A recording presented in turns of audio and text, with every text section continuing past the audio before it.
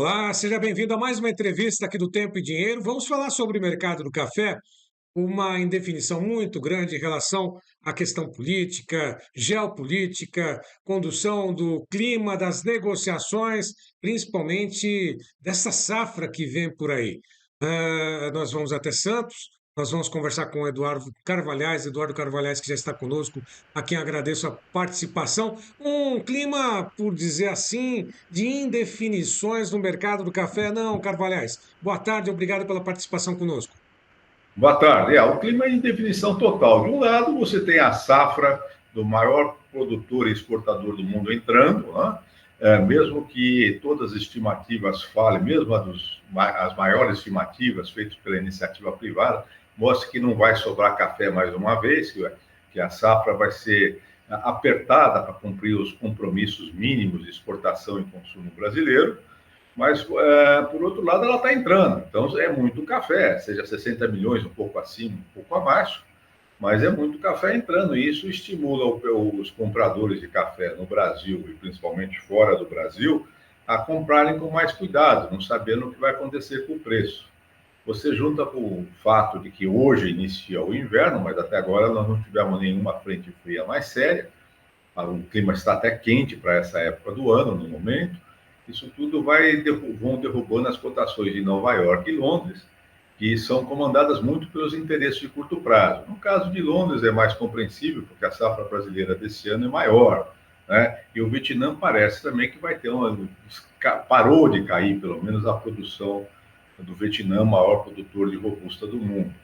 Mas, se você faz o balanço, os fundamentos continuam o mesmo, um equilíbrio precário entre produção mundial e consumo mundial, que tirando eventuais quedas num ponto ou outro, mas globalmente a Organização Internacional do Café ainda mostra que o consumo continua crescendo. Né? Então, o quadro nos fundamentos não tem mudança.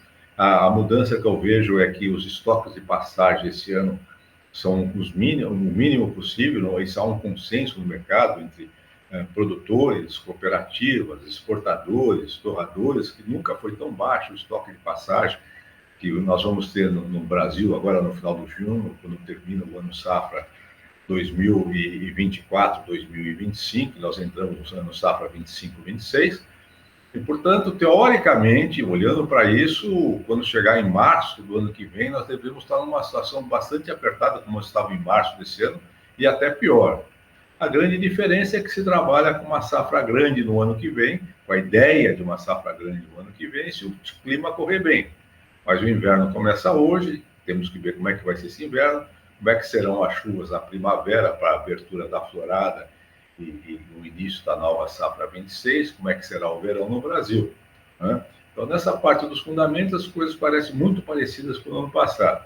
Mas na economia, na política mundial, nos problemas que nós temos no Oriente Médio e com a invasão da Ucrânia pela Rússia e também com disputas tarifárias entre Estados Unidos e China, a situação parece bastante complicada e que não dá para enxergar qual vai ser o desdobramento disso. De alguma forma, esse ritmo de queda que vem sendo registrado para a Bolsa de Nova York, quanto para a Bolsa de Londres, é um ritmo bem maior do que aquilo que está sendo registrado, está refletindo diretamente no mercado físico ou não. Mas o mercado futuro tem tido essa queda, porque os preços do mercado físico se alteraram ou não com essa movimentação negativa no mercado futuro, Carvalhais? Bom, os negócios, as notícias que nós temos acompanhado os negócios no mercado de café Conilon, eles cederam. Agora, sempre aquela vontade do preço de comprar do comprador, que ele pega o que acontece em Londres e acontece com o dólar, com a economia, e repassa tudo para o preço que ele está comprar, e a outra coisa é a realidade. Então, os negócios ainda estão um pouco arrastados com o início de safra. No Arábica, então, que agora que no final de junho, que nós vamos entrar, que começa a aumentar o volume de café pronto nos armazéns, os negócios ainda são incipientes. E os poucos negócios que a gente tem notícia têm saído acima do que deveria ser em termos do que aconteceu em Nova York e o que aconteceu com o dólar frente ao real. Mas ainda são poucos. O produtor de café não quer vender nesses preços. Grande parte dos produtores sempre tem alguém precisando vender. Isso vai depender muito do clima daqui para frente, mas a safra está entrando, as notícias que nós temos é que a colheita vai bem, tanto do Arábica como do Conilon, como todo ano, bem mais adiantada, né?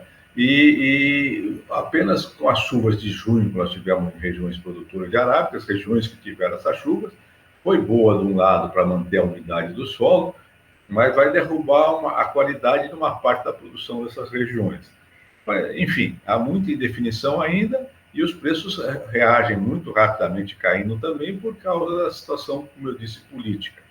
A bolsa é dominada hoje em dia por informações muito rápidas, justamente pela comunicação em rede, de fundos e especuladores vão derrubando, e não dá para enxergar o que vai acontecer, mas a queda dessa semana, da semana passada, foi bem grande. Agora, nessa dinâmica de mercado, lógico, os produtores não querem vender, esses preços estão sendo praticados hoje. E os compradores, como é que estão se posicionando? Estão aguardando novas quedas, estão observando o mercado, ou querem comprar e não tem o produto? Como é que está nesse momento essa relação, Carvalhais? Bom, se olhar para o consumo interno, eles vão comprando, né? Estão dando preferência para o Conilon hoje em dia. A safra de arábica, como disse, está bastante menos adiantada que a de Conilon, mas não há notícias de falta de café. Também não há a notícia de pressão vendedora até o momento. A tendência do comprador, quando vê essa situação da economia mundial, essa indefinição, sem se saber o que vai acontecer no segundo semestre com a economia mundial e com a política mundial, é ir comprando da mão para a boca, comprando mais devagar, não da mão para a boca, porque os juros são positivos no mundo, estão positivos no mundo todo, custa mais caro você manter estoque.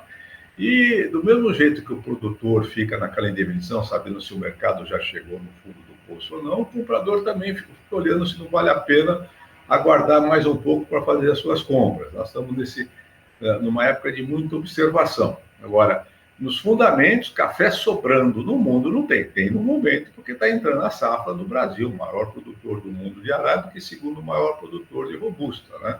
Maior exportador de café do mundo. Isso sempre dá uma sensação no curto prazo de que a oferta está folgada. É isso que nós estamos vendo. Agora, eu repito uma frase que eu sempre falo, né?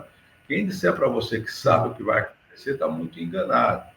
Nem com uma bola de cristal daria para se saber como é que vai ser. Como é que vai ser o comportamento, como é que vai ficar o comportamento do presidente americano frente à China com essa disputa tarifária? Como é que vai se resolver isso? Não está claro ainda. Como é que vão resolver esse problema sério entre Irã e Israel? Como é que vão resolver essa invasão da Ucrânia pela Rússia? Como é que vai ser o clima durante todo esse segundo semestre, não só no Brasil, como no mundo todo? Nós temos que lembrar que hoje os problemas climáticos não estão só aqui no Brasil, estão em todos os países produtores de café.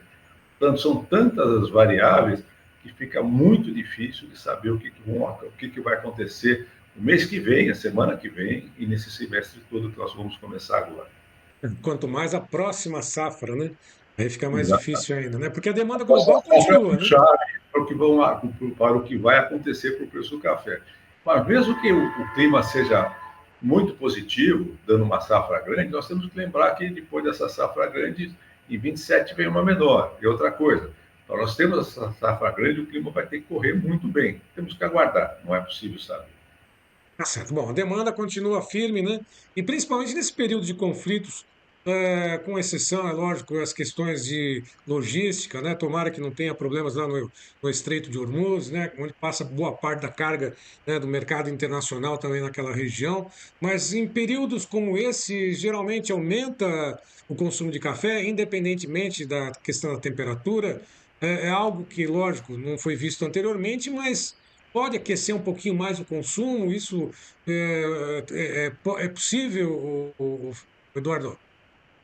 Bom, é muito difícil. A gente fala, o que nós sempre trabalhamos é com um consumo inelástico, assim, em relação a variáveis de preço e problemas políticos. O consumo vem crescendo ao longo de todo esse século, início do século XXI, né? E não há nada que indique que vá parar. Mesmo com essa alta forte que nós tivemos no preço nesses 2 últimos anos, o consumo continua crescendo. Então, isso fica difícil. Agora, você citou aí o Estreito de Hormuz, isso é uma coisa que nós temos que ficar muito atento realmente. Porque se houver um problema ali, as cotações do café, principalmente do Robusta, aí ele arrasta junto do Arábica, podem mudar muito rapidamente. Agora, espero que não. Seria praticamente uma tragédia se fechar o Estreito de Hormuz agora, pelo que passa de mercadoria por ali, não só o café. Essa é uma das variáveis que deixa muito difícil você enxergar o que vai acontecer com o preço tanto do Arábica como do Robusta nos próximos meses. Para finalizar, eu sei que você também é conselheiro da Bolsa, no Museu do Café, em Santos, né? O Eduardo Carvalhais está falando de Santos, inclusive nós estamos ouvindo aí o trem chegando no porto, né, para desembarcar, né, a mercadoria. Além do Museu do Café, existem vários eventos, né, que geralmente são promovidos pelo Brasil e até mesmo eventos internacionais. Sempre isso acontece, Santos é uma referência também nesse sentido. Algum evento previsto nos próximos dias aí na cidade, Eduardo? Nós temos vários eventos, como sempre acontece em julho, já é uma tradição aqui, um festival de café que começa mais, acho que 10 dias à frente, e também está vindo esse ano para cá, uma novidade, é o curso mundial de Aeropress, né, que é um modo de tomar café que o brasileiro não está tão acostumado assim, e eles querem divulgar mais, vai ser sediado aqui em Santos também. Fora isso, nós temos, a partir da semana que vem, o encontro em Campinas dos exportadores de café, que sempre é um evento bastante difícil, bastante definidor das coisas, que é o Coffee Dinner, né? Ou seja, os eventos continuam um atrás do outro. Acabando o Coffee Dinner, já tem um outro evento no Cerrado, mas aqui em Santos, no mês de julho, somente ligado ao consumidor de café, é bastante movimentado. Sabe? O Museu do Café está apoiando todos esses eventos, cedia uma parte deles, a abertura dessa semana para os consumidores de café aqui em Santos vai ser feita no Museu do Café na próxima sexta-feira, devo participar também. Ou seja, as atividades continuam bastante grandes. É interessante como o café movimenta o consumidor, esses eventos trazem muita gente aqui para o centro de Santos. Aliás, mais jovens, né, em várias regiões do mundo, né, principalmente na China, estão se reunindo cada vez mais, né, formando clubes, inclusive, retomando, né, a formação de clubes para apreciar, beber café, né? Isso é um fenômeno novo, algo que possa vir realmente a incentivar mais o consumo. Como é que está isso aqui no Brasil, só para poder ter uma ideia? Lógico, essas informações globais, Eduardo. Esses coffee parties, como eles falam, vem crescendo, é um fenômeno interessante, não foi uma coisa conduzida nem nada, mas você tem visto aí diversas matérias, reportagens sobre isso. Há uma tendência entre os jovens de fazer festas regadas a café, ao invés de ser só com bebidas alcoólicas, né? Na China também é bastante interessante como o consumo vem crescendo com consistência, e eles lá diversificando o modo de tomar café, fazendo novas misturas, novos modos, mais ligado à cultura deles, ao café. Vamos ver se isso traz alguma mudança também a nível de consumo mundial, com novos modos de tomar café. O próprio Robusta com limão, que hoje você fala em café gourmet, isso era uma coisa impensável 30 anos atrás. Há uma tendência também nesse consumo, solúvel também melhorou muito de qualidade, nessa época, então, de preços altos, o consumo de solúvel vem crescendo. Eu acho que não é só por causa do preço, mas também porque realmente a qualidade do solúvel vem crescendo pelos novos modos de industrialização, mas também porque a qualidade do Robusta e do Arábica vem, em média, vem crescendo no mundo todo, tendo uma matéria-prima melhor para se fazer o solúvel. Até o momento, as notícias sobre o consumo de café são boas. Sofreu com o aumento de preços, sofre também com essas confusões políticas e econômicas no mundo, mas eles vêm se mantendo, mostrando aquilo, de que é realmente cada vez mais uma bebida mundial, né? Certo. E festas regadas a café ou festa só com café. Interessante isso, né? Por que não? Carvalhais, muito obrigado pela participação. Até uma próxima, viu? Até uma próxima. Boa tarde. Boa Boa tarde a tarde. todos. Igual.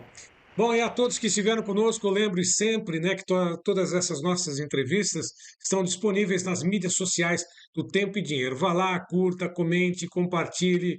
Faça parte também do Clube de Assinantes do TID.